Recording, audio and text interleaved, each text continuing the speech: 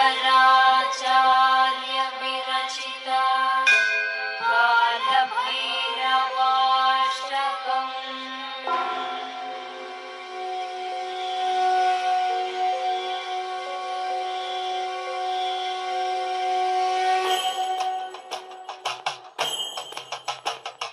देवराजसेव्यमान पावनाद्रिपङ्कजं ज्ञानयज्ञसूत्रमिन्दुशेखरं कृपाकरं नारदादियोगिवृन्दवन्दितं दिगम्बरं काशिकापुराधिनाथकालभैरवं भजे। भानुकोटिभास्वरं भवाब्धितारकं परं नीलकण्ठमीप्सितार्थदायकं त्रिलोचनं कालकालमम्बुजाक्षमक्षशूलमक्षरं काशिकापुराधिनाथकालभैरवं भजे।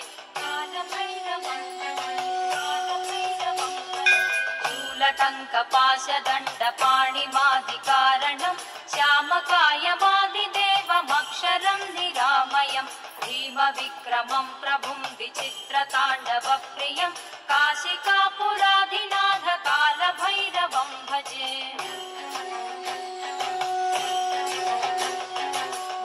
मुक्तिदायकं प्रशस्तचारुविग्रहं भक्तवत्सलं स्थिरं समस्तलोकविग्रहं निक्वणन्मनोज्ञहेमकिङ्किणीलसत्कटिं काशिकापुराधिनाथकालभैरवं भजे।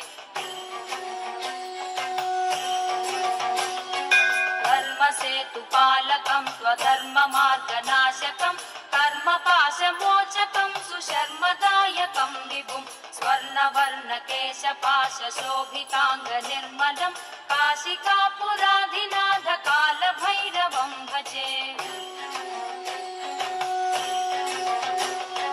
रत्नपादुकाप्रभाभिरामपादयुग्मकं नित्यमद्वितीयमिष्टदैवतं निरञ्जनं मृत्युदर्पनाशनं करालदंशभूषणं काशिकापुराधिनाथकालभैरवं भजे।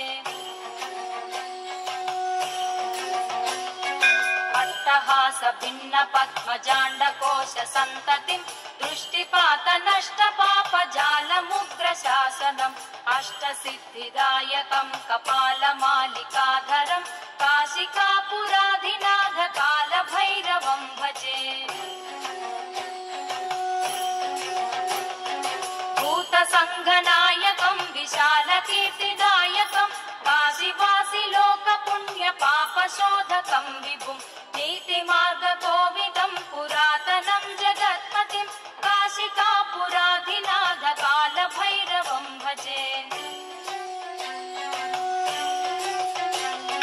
कालभैरवाष्टकं पठन्ति ये मनोहरं ज्ञानमुक्तिसाधकं विचित्रपुण्यवर्धनं शोकमोहलोभदैन्यकोपतापनाशनं ते प्रयान्ति कालभैरवाङ्घ्रिसन्निधिं ध्रुवं काशिकापुराधिनाथकालभैरवं भजे।